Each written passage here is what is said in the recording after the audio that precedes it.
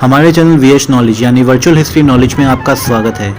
आज हम बात करेंगे एक ऐसे भक्त की जिन्होंने भक्ति से जुड़े सभी समीकरण बदल कर रख दिए, जो देवों में भी पूजनीय हैं और सबकी मनोकामना पूर्ण करते हैं। जब भी कोई मुश्किल हो और आप इनका नाम लें तो मुश्किल अपने आप हल हो जाती है। आज के वीडियो में हम बात करेंगे हनुमान जी के परिवार के बारे में। हनुमान जी के माता पिता कौन थे, उनके कितने भाई बहन थे और क्या कभी उनकी शादी हुई थी। तो इस वीडियो को शुरू करने से पहले मैं आपसे कहना चाहता हूं कि अगर आपने अभी तक हमारे चैनल को सब्सक्राइब नहीं किया है तो प्लीज़ हमारे चैनल को लाइक, शेयर और सब्सक्राइब करना ना भूलें। साथ ही बेल आइकन को दबाना ना भूलें, जिससे आपको हमारी आने वाली वीडियोज़ की नोटिफिकेशन मिलती रहे। और अगर आपको आज का वीडियो हमारा अच्छा लगे तो हमें कमेंट करके ज़रूर बताएँ। तो चलिए शुरू करते हैं आज का वीडियो। हनुमान जी को वैसे तो हम सब राम भक्त मानते हैं, जिसके बारे में रामचरितमानस, रामायण, महाभारत आदि हिंदू धर्म ग्रंथों से हमें पता चलता है। लेकिन ब्रह्म पुराण नाम के ग्रंथ में उनके बारे में कुछ ऐसी बातें बताई गई हैं जिनका उल्लेख और कहीं नहीं किया गया। खासतौर पर इसमें उनके परिवार के बारे में बताया गया है। ब्रह्म पुराण में हनुमान जी के पिता केसरी और उनके पुत्रों के बारे में बताया गया है।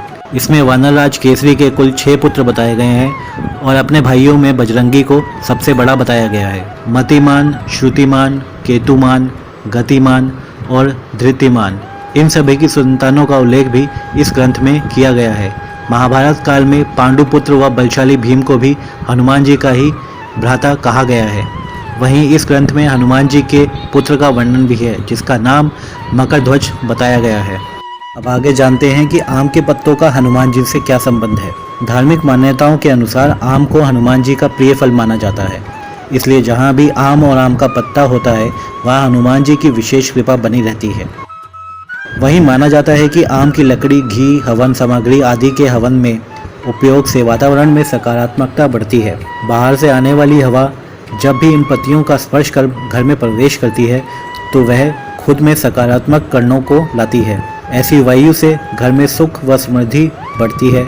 इसके अलावा ऐसा भी माना जाता है कि प्रवेश द्वार पर आम की पत्तियां लटकाने से हनुमान जी घर की रक्षा करते हैं और बिना विघ्न सारे मांगलिक कार्य पूर्ण होते हैं।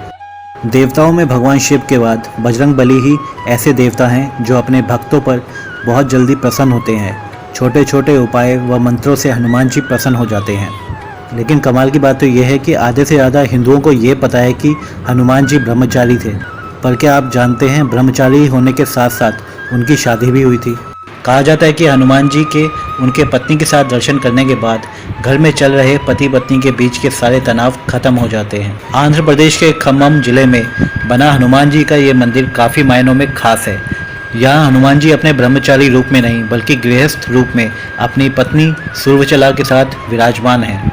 हनुमान जी के सभी भक्त यही मानते हैं कि वे बाल ब्रह्मचारी थे और वाल्मीकि कंब सहित किसी भी रामायण और रामचरितमानस में बालाजी के इसी रूप का वर्णन मिलता है। लेकिन पराशर संहिता में हनुमान जी के विवाह का उल्लेख है। इसका सबूत है आंध्र प्रदेश के खम्मम जिले में बना एक खास मंदिर जो प्रमाण है हनुमान जी की शादी का। यह मंदिर याद दिलाता है कि रामदूत के उस चरित्र का जब उन्हें विवाह के बंधन में बंधना पड़ा था। लेकिन इसका अर्थ ये नहीं कि भगवान हनुमान जी बाल ब्रह्मचारी नहीं थे।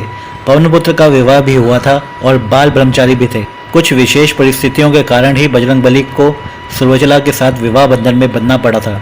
हनुमान जी ने भगवान सूर्य को अपना गुरु बनाया था। हनुमान सूर्य से अपनी शिक्षा ग्रहण कर रहे थे। सूर्य कहीं रुक नहीं सकते थे, इसलिए हनुमान जी को सारा दिन भगवान सूर्य के रथ के साथ साथ उड़ना पड़ता था और भगवान सूर्य उन्हें तरह तरह की विद्याओं का ज्ञान देते। लेकिन हनुमान जी को ज्ञान देते समय सूर्य के सामने एक धर्म संकट खड़ा हो गया। कुल 9 तरह की विद्या में से हनुमान जी को उनके गुरु ने 5 तरह की विद्या तो सिखा दी थी, लेकिन बची 4 तरह की विद्या और ज्ञान ऐसे थे जो केवल किसी विवाहित को ही सिखाए जा सकते थे। हनुमान जी पूरी शिक्षा लेने का प्रण कर चुके थे और इससे कम पर वो मानने को राजी नहीं थे। इधर भगवान सूर्य के सामने संकट था कि वह धर्म के अनुशासन के कारण किसी अविवाहित को कुछ विशेष विद्याएं नहीं सिखा सकते थे। ऐसी स्थिति में सूर्यदेव ने हनुमान जी को विवाह की सलाह दी और अपने प्रण को पूरा करने के लिए हनुमान जी भी विवाह सूत्र में बंधकर शिक्षा ग्रहण करने के लिए तैयार हो गए। लेकिन हनुमान जी के लिए दुल्हन कौन हो और कहाँ से वह मिलेगी, इसे लेकर सभी चिंतित थे।